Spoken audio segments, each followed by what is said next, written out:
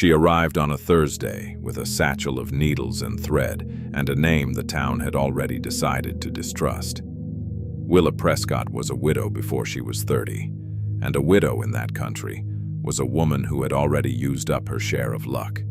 She did not ask for pity. She did not ask for much of anything. She only asked for a room and work for her hands, and a door that locked. There was a man at the edge of that town who had stopped expecting anything from the world, and had made his peace with fields gone quiet and a house gone quieter still. He was the kind of man who fixed what was broken instead of speaking of it. He did not court attention, and attention, in turn, had mostly forgotten him. But some men are not measured by what they say. They are measured by what they notice and by what they choose to carry without being asked. It began with a torn shirt and a few coins, and nothing more than that. Nothing more than that, and yet it was everything. For in that town, where judgment traveled faster than kindness ever could, a woman mending a farmer's shirt by lamplight was enough to set tongues moving. What they did not see was the hour she kept, the debts she paid alone, the nights she did not sleep so that morning would not find her behind. He noticed. That was the whole of it, and the whole of it was not small. A question asked plainly, without flourish. Have you slept? Can hold more tenderness than 100 louder ones. It is the kind of question a careful man asks when he has already decided to stay, long before he has said so aloud, even to himself.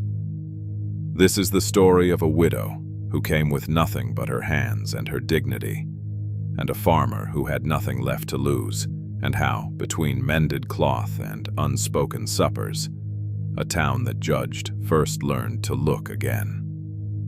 It is a story about the particular grace of being seen by someone who asks for nothing in return. And it begins, as so many quiet things do, with a single, simple question. The stagecoach came in past noon, and Willa Prescott stepped down into a street she had never seen, carrying a satchel that held everything she owned.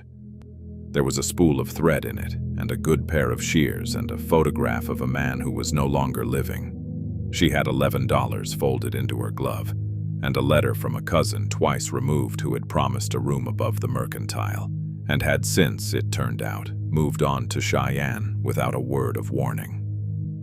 The dust settled around her boots, and she stood there a long moment, the way a woman stands when she has already decided that standing still will not help her, but has not yet found the strength to walk.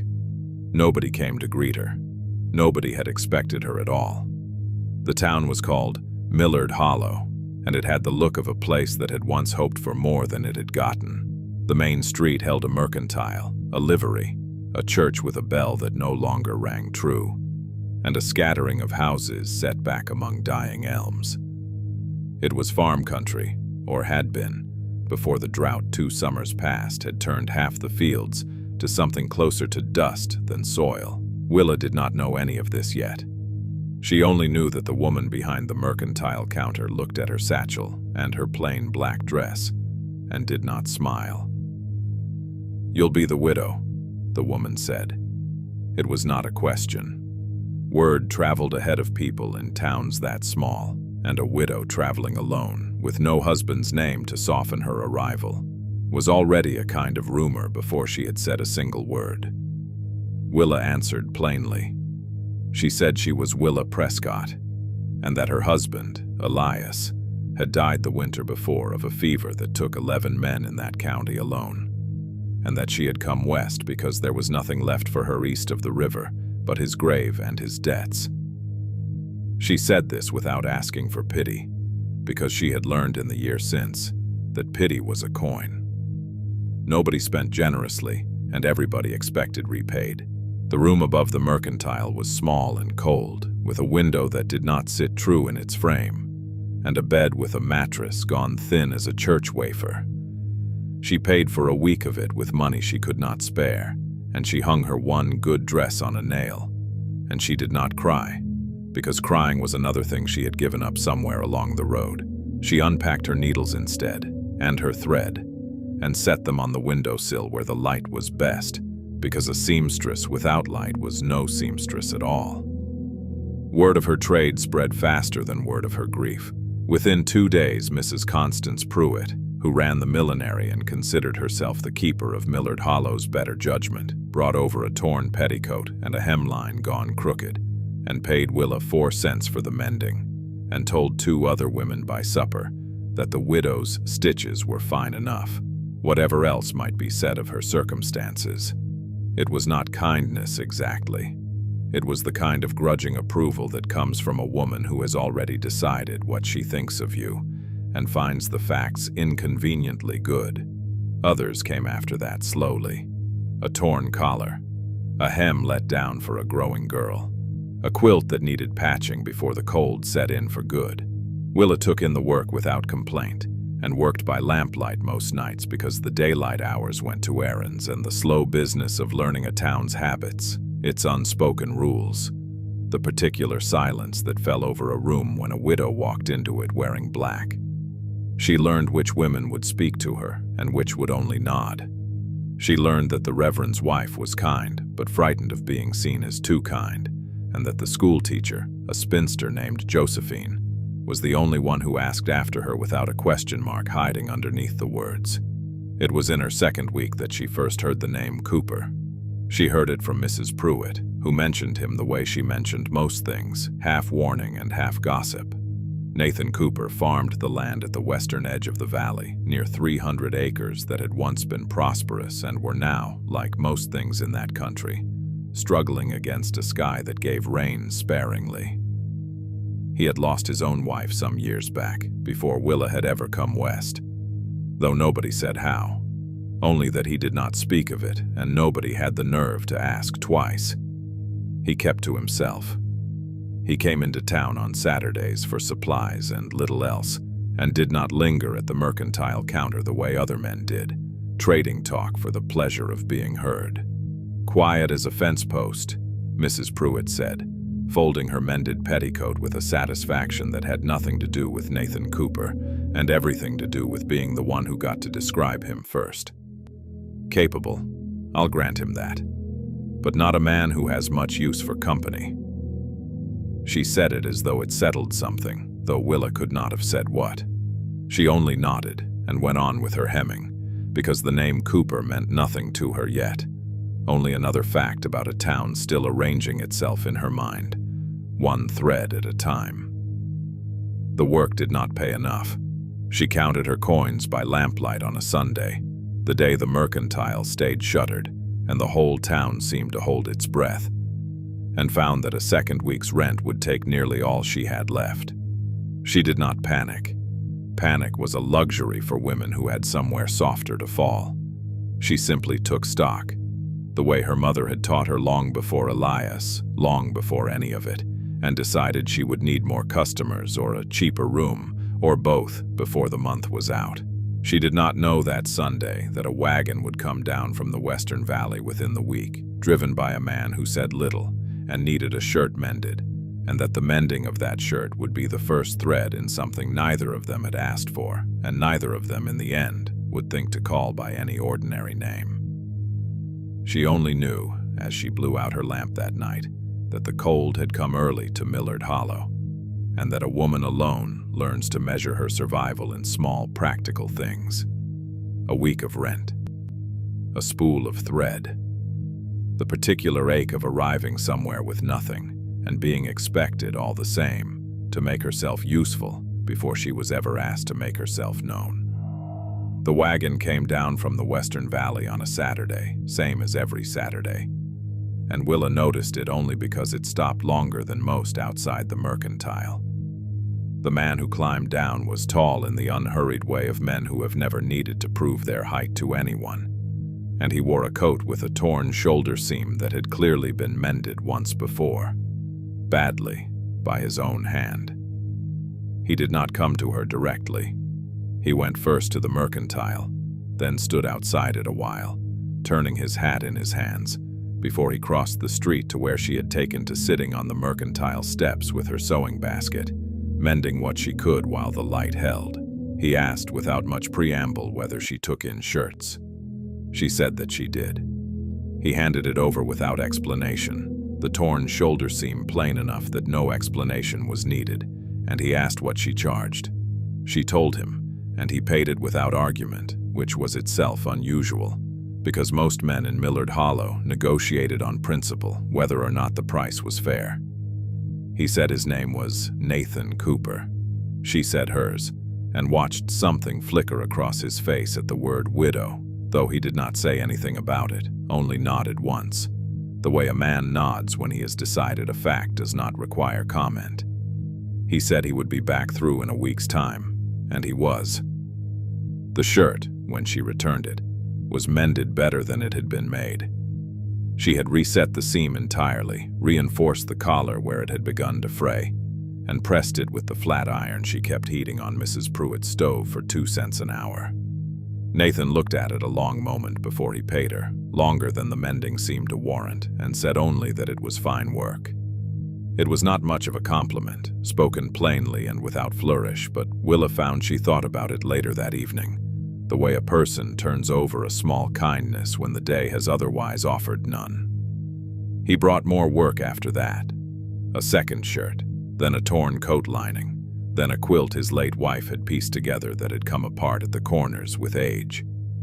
He never said much when he brought these things, and Willa never asked much in return, though she noticed, in the way of someone who studies fabric for a living, that his clothes were kept with more care than most bachelor farmers bothered with. Someone had taught him to fold a shirt properly once. She did not ask who, and he did not offer, and the silence between them settled into something almost comfortable, the particular ease of two people who have agreed, without saying so, not to press each other for what they are not ready to give. By the 4th week, the errand of mending had become something closer to a habit than a transaction. He took to arriving not only on Saturdays, but on the odd Wednesday afternoon as well, when the light was good and the mercantile steps were empty of other business. Once he brought a jar of molasses from his own pantry, set it down beside her sewing basket without a word, and said only that his hens had laid more eggs than he could use and did she want some, and would molasses be a fair trade. She said it would.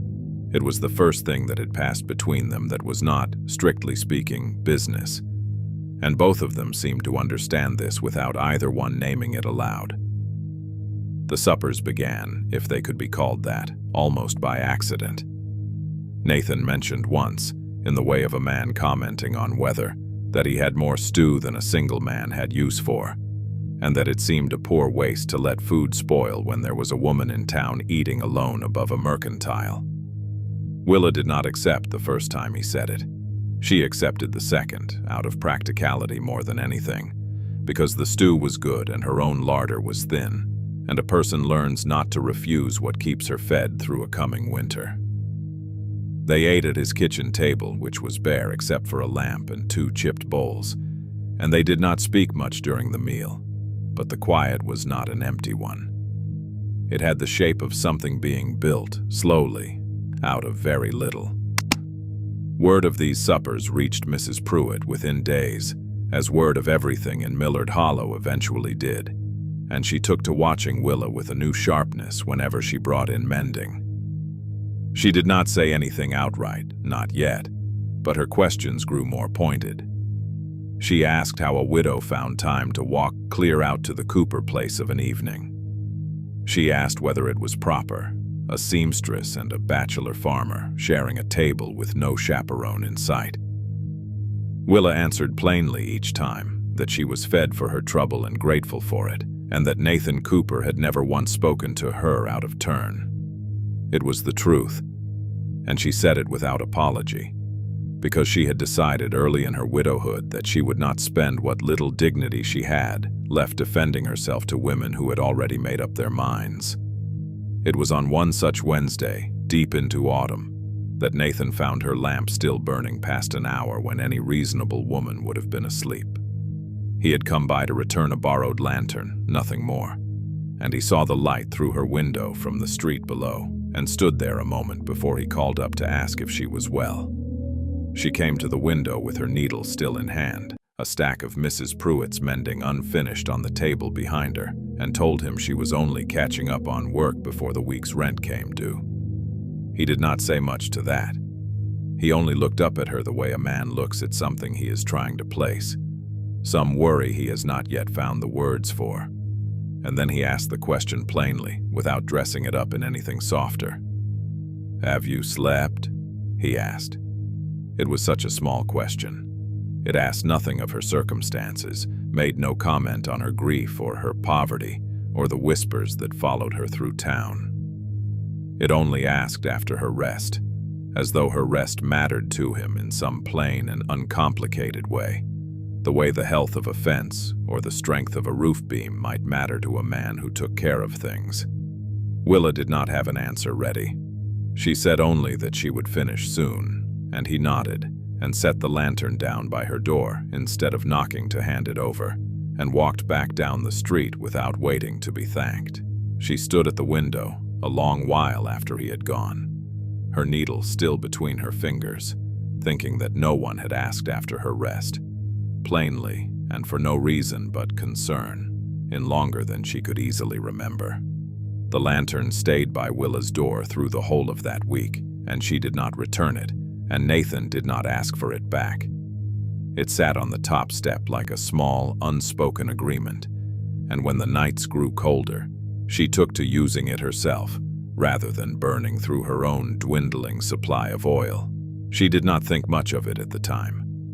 It was only a lantern, and a practical one, and practicality had always been easier for her to accept than kindness offered outright. But Mrs.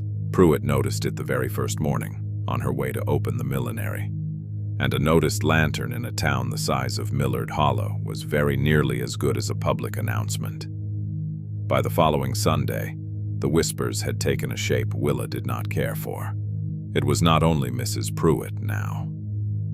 A traveling cloth merchant named Harvey Dunmore had come through selling bolts of gingham and notions out of the back of his wagon, and he had taken to lingering at the mercantile longer than his trade required, asking pointed questions about the widow who mended shirts for the Cooper place.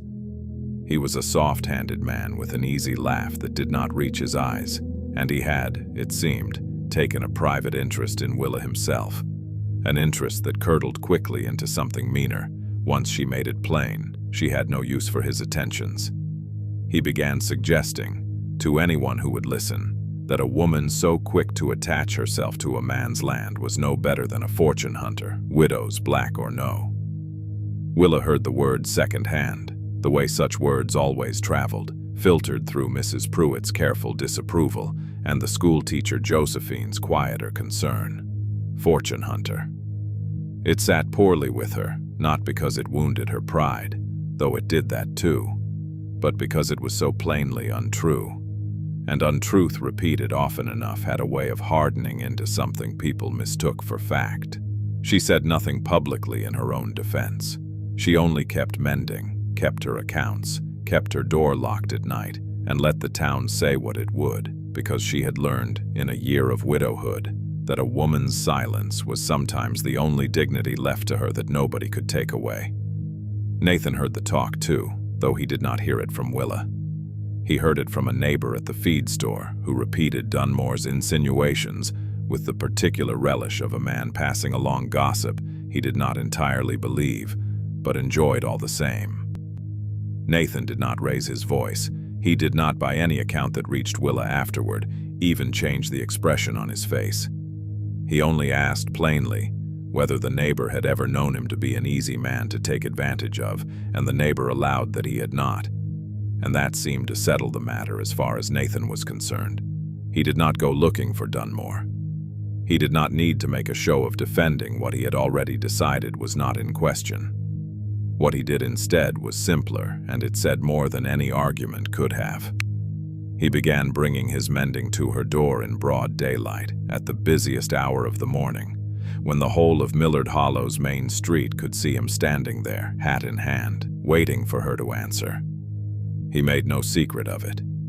He did not hurry through the exchange the way a guilty man might, eager to be gone before he was seen. He stood and he waited, and he thanked her plainly when she handed the mended garment back, and he walked away at an unhurried pace that told anyone watching he had nothing to hide and no interest in hiding it. It was not a declaration. It was something quieter than that, and in its own way, more convincing. The porch railing came apart on a Tuesday, the wood gone soft with rot at the base where it met the step, and Willa had not thought to mention it to anyone, having no coin to spare for a carpenter, and no particular wish to draw attention to one more thing broken in her life. She came home from an afternoon errand to find Nathan kneeling at the base of her steps, with a fresh length of pine and a hand plane, working the wood smooth before he set it into place. She had not asked him to come. She had not even told him the railing was failing. He said only that he had noticed it wobble the last time he called, and that a woman living alone had no business with a railing that could not be trusted. And he went on working while he said it, not looking up, the way a man works when he is not asking for thanks and does not expect any. She brought him water while he finished, and stood at the top of the steps watching him test the railing's new strength with both hands, pressing his weight against it the way a careful man tests anything he intends to trust his life to. "You didn't need to," she said, and he answered, without looking up from his work, that he knew he didn't, and went on fitting the last nail.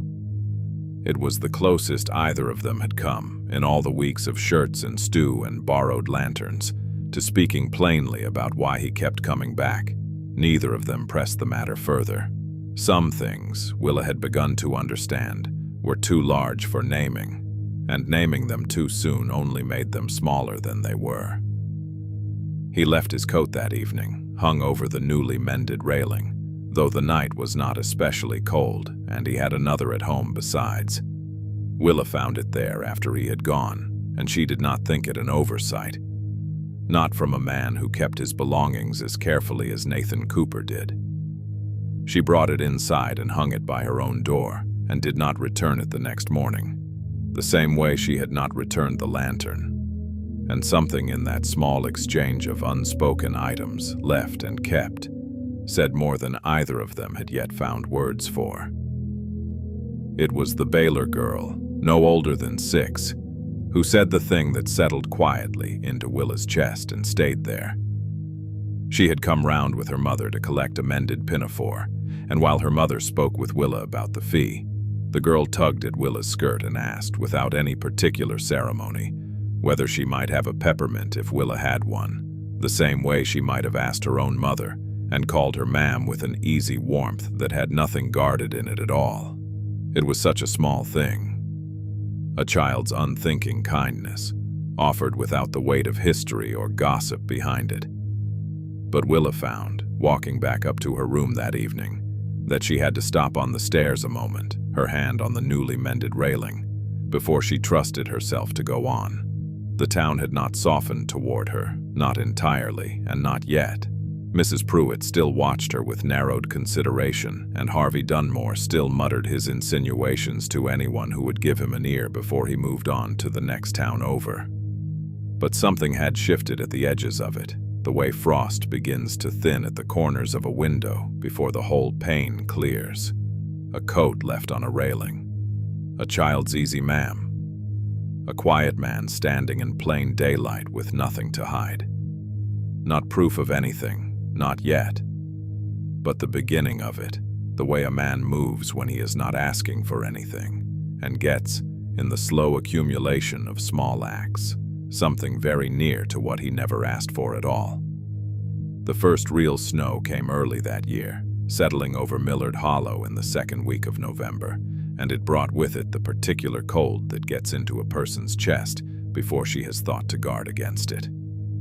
Willa had been keeping late hours all through the month, finishing a batch of winter mending for 3 households at once, and she had not noticed, or had not let herself notice, how thin her own coat had grown against the weather. It was Josephine, the schoolteacher, who first remarked that Willa looked pale, and Willa had waved the concern away, the way a woman does when stopping to rest feels like a luxury she has not yet earned. The fever came on her suddenly, the way fevers do in that country, and by the third day she could not rise from her bed above the mercantile to tend the stove, let alone finish the mending stacked on her table. It was Nathan who noticed her absence first, arriving on a Wednesday with a torn glove in hand and finding her door unanswered and her window dark at an hour it should not have been. He did not wait to be invited. He went to the mercantile owner below, roused him for a key, and found her burning with fever. The blankets tangled and her breath coming shallow. The room gone cold because she had not had the strength to feed the stove. He did not send for the doctor and leave.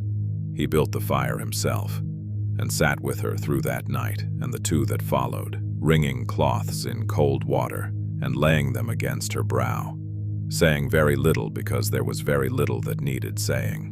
Mrs. Pruitt came by on the second day, ostensibly to inquire after the mending she was owed, and found Nathan Cooper asleep, sitting upright in a hard chair beside a sick woman's bed.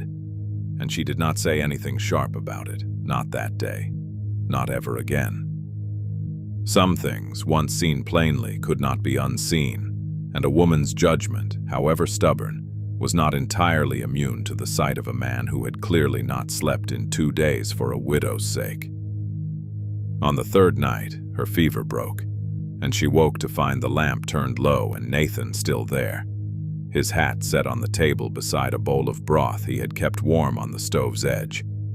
He asked her, once he saw her eyes were clear, the same question he had asked her weeks before through a lit window, though this time it carried a different weight entirely. "Have you slept?" he asked, and this time he was not asking about mending left unfinished or a debt not yet paid. He was asking after something larger, some rest that had eluded her since long before he had ever known her, since a fever had taken her husband and left her with nothing but a name gone quiet and a year of walking alone. She did not answer at first. She only looked at him and found, to her own surprise, that she believed she finally might. Word of Nathan's 3 nights at her bedside spread through Millard Hollow faster than any of Harvey Dunmore's insinuations ever had, and it spread differently, carried not by Mrs. Pruitt's narrowed suspicion but by something closer to a grudging softening. Dunmore himself had moved on to the next county over by then, his notions and his gossip packed into the same wagon, and nobody in town troubled themselves to repeat what he'd said once he was gone. It was Mrs. Pruitt, of all people, who arrived at Willa's door not 4 days after the fever broke, carrying a pot of soup and a folded quilt, and she did not apologize outright for her earlier sharpness because women like Mrs. Pruitt rarely did. But she stood in the doorway a moment, looking at Willa's thin, recovering face, and said only that a woman ought to eat something warm, and left the pot on the table. And that quiet, wordless offering was as close to an apology as the town was ever going to give. Nathan came the following Saturday, not with a torn shirt this time, and not with the particular carefulness of a man keeping to the safe ground of transaction.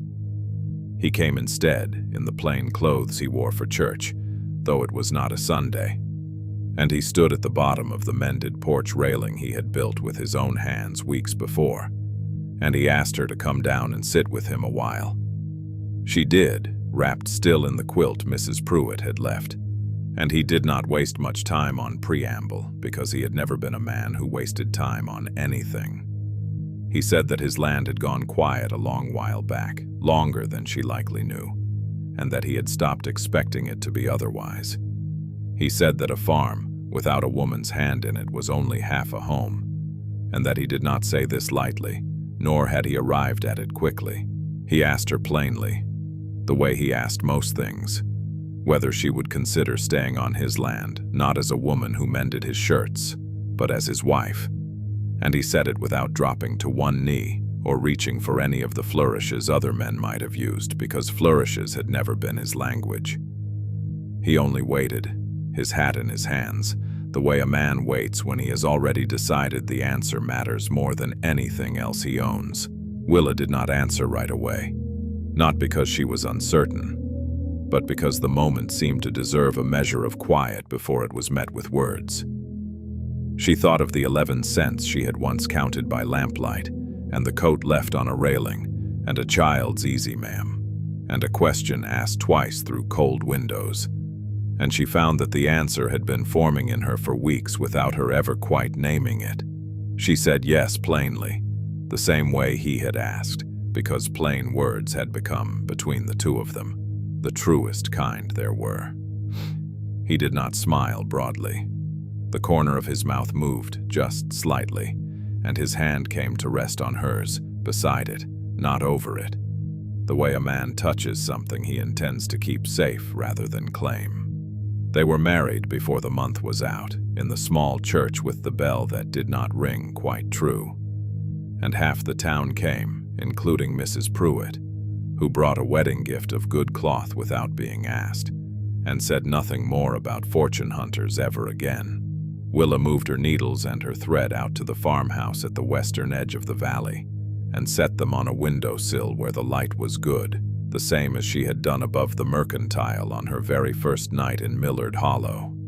Only now the room around them held a second chair at the table, and a second name on the deed, and a coat by the door that stayed there because it belonged there.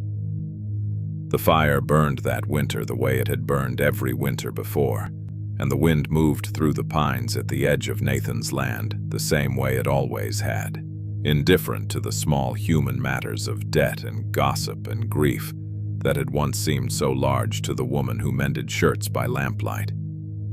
The horse stood in the corral, breath fogging in the cold morning air, and smoke rose steady from the chimney of a house that had, for a long while, forgotten what it was to hold two people instead of one. The river below the valley ran quiet under its skin of ice and would run again in spring, the way it always had, the way it always would. Some things are too large for naming, and some things do not need naming at all, only tending. The way a fire is tended, the way a field is tended, the way a person, given enough patience, learns to tend another. And that was the story of Willa Prescott and Nathan Cooper, a woman who arrived with nothing but a bag and a spine, and left with everything that actually matters. Let me know in the comments if you enjoyed this one. Thank you.